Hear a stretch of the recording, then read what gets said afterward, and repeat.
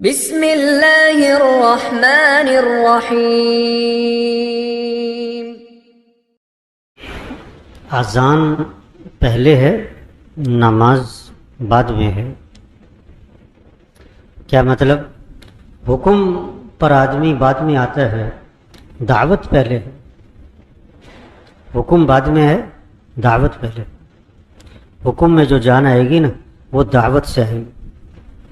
بچہ جب پیدا ہوا تو سب سے پہلی چیز اس کے کان میں اذان دی۔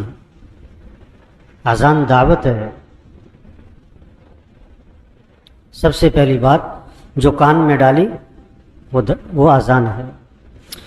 اچھا، پھر سب سے پہلی آواز ہر محلے میں، ہر گاؤں میں، ہر بستی میں سب سے پہلی آواز جو گونجتی ہے وہ کیا ہے؟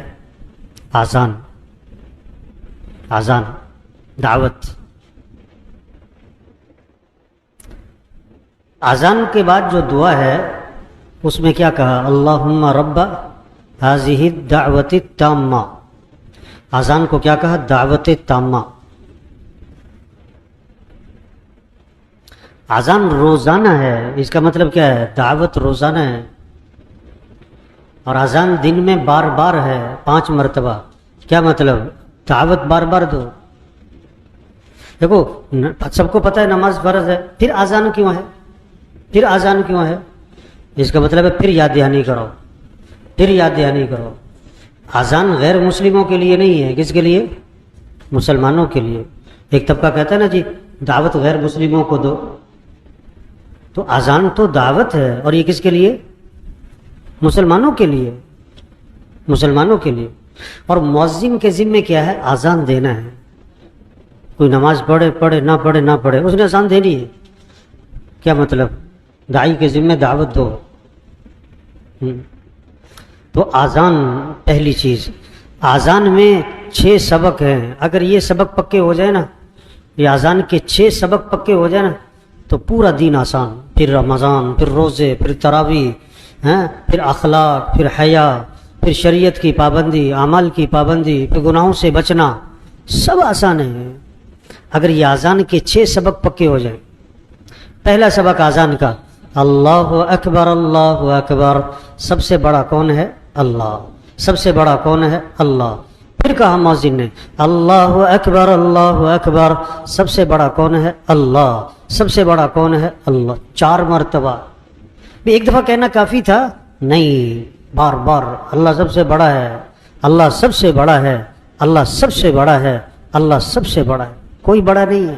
بڑا ڈاکٹر، بڑا وزیر، بڑا وکیل، بڑا جج، بڑا افسر، بڑا مالدار، بڑا تاجر، سب دھوکہ ہے، کوئی بڑا نہیں ہے۔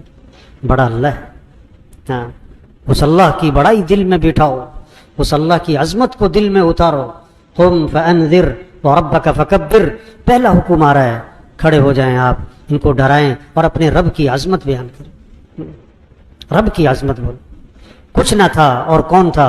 اللہ۔ اور کچھ نہ رہے گا اور کون رہ جائے گا؟ اللہ۔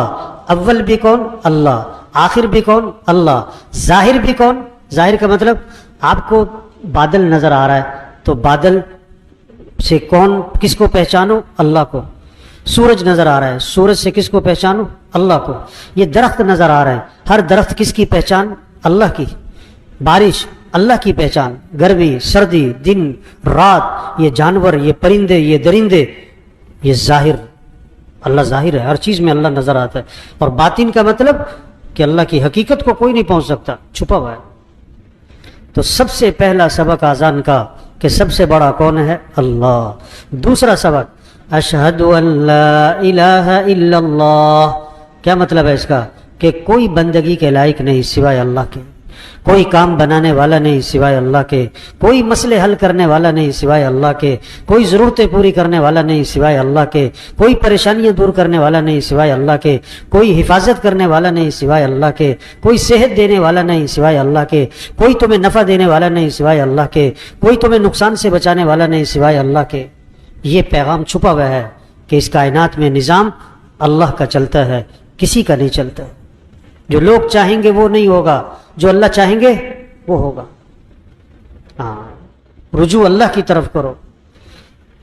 مانگو اللہ سے، محبت اللہ سے، بھاگو اللہ کی طرف، ہاتھ پھیلاؤ اللہ کی طرف، سر ٹکاؤ اللہ کی طرف، ماتھا ٹکاؤ اللہ کے سامنے. یہ پیغام چھپا ہوا ہے. اشہد ان لا الہ الا اللہ. تیسرا سبق اشہد ان محمد الرسول اللہ، کہ اگر تمہیں اللہ تک پہنچنا ہے تو اس کا راستہ کیا ہے؟ حضرت محمد صلی اللہ علیہ وسلم کی اتباع کرو. ایک ہی راستہ ہے اللہ تک پہنچنے کا. ان کنتم تحبون اللہ فاتبعونی، اگر تمہیں اللہ سے محبت ہے تو کیا کرنا ہوگا؟ نبی کی اتباع کرنی ہو. ما آتاکم الرسول فخذوہ وما نہاکم عنہ فانتہوا، اللہ کے رسول جو کرنے کو کہیں کرو، اور اللہ کے رسول جس چیز سے روکے رکو. یہ دین ہے. ساری خیریں، برکتیں، بھلائیاں، خوشیاں حضرت محمد صلی اللہ علیہ وسلم کی اتباع میں اللہ نے چھپا کے رکھی ہیں. ہاں، یہ پیغام دے رہا ہے مؤذن. اشہد ان محمد الرسول اللہ، محمد صلی اللہ علیہ وسلم کی اتباع کرنا، نبی کی چال چلنا، نبی کو اپنے لیے نمونہ بنانا، یہ ہیں تمہارے لیے اسوہ، یہ ہیں تمہارے لیے نمونہ. ان کو سامنے رکھو. ہاں، اللہ نے سب سے اونچی شان والے نبی دیے، سب سے اونچی شان والے، جن کی شان کو درخت بھی پہچانے، پہاڑ بھی پہچانے. حضرت علی رضی اللہ عنہ فرما رہے ہیں میں حضور صلی اللہ علیہ وسلم کے ساتھ مکہ مکرمہ میں جا رہا تھا، اب جس درخت کے پاس سے گزرتے اس درخت سے آواز آتی السلام علیکہ یا رسول اللہ.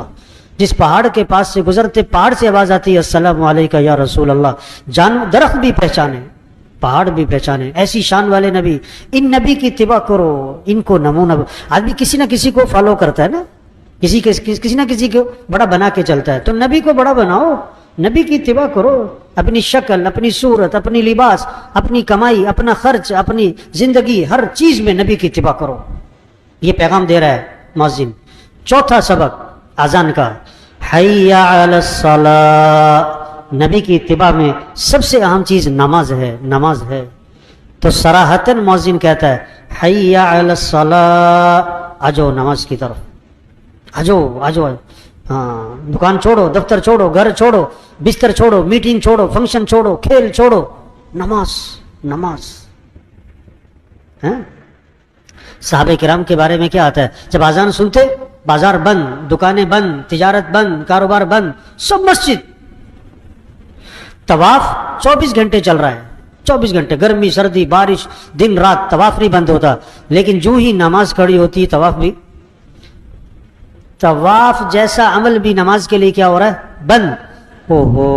آج تو مسلمان کا کھیل بند نہیں ہوتا. جس نماز کے لیے طواف بند ہوتا ہے، آج کے مسلمان کا کھیل بھی بند نہیں ہوتا.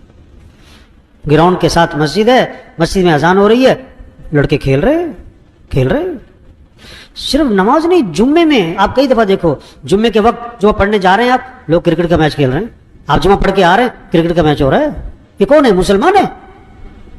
اسلام اور کفر میں فرق کرنے والی چیز کیا ہے؟ نماز. نماز. حی علی الصلاۃ، آجو آجو آجو نماز کی طرف. پانچواں سبق حی علی الفلاح، تمہاری کامیابی نماز میں ہے. صرف نماز برکت کی چیز نہیں ہے، صرف ثواب کی چیز نہیں ہے.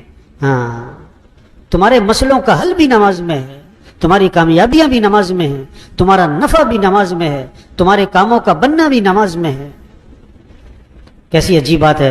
جس نماز میں مسئلوں کا حل ہے، آج لوگ اس نماز میں اپنے کاموں کا حرج سمجھ رہے ہیں کہ میرے کاموں کا حرج ہو جائے گا.